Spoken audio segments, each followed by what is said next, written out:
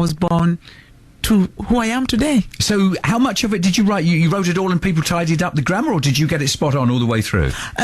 With a bit of help. Yeah. With a bit of help. Was it something that you'd always thought of doing, of writing that story, or was it the competition that spurred you on to do it? Do you know, every time I went to, groups of people and I went to give talks about my life, people always ask for my books. It's like, oh, Anne, have you written anything? Or where can I get your book? And I think it was just at the right time for me to enter the competition and finally win. Obviously, must have been good. So what's it called? In My Dreams, I Dance. That's nice. And you always had that title, or did you think, if ever I write a book, that's what it's going to be called? No, it's because when I was sort of reliving my life, when you're sort of writing and you have to remember so many things, what you've gone through.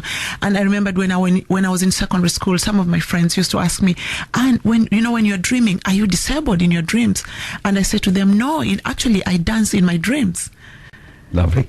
Anne Wafula Strike. We'll talk more about what you do and some more of that stuff when you go into schools in just a moment or two, okay?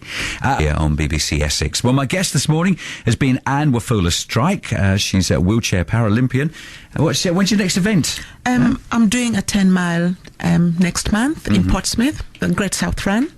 And this is just to create awareness of a charitable organisation that I'm involved with. It's called AD.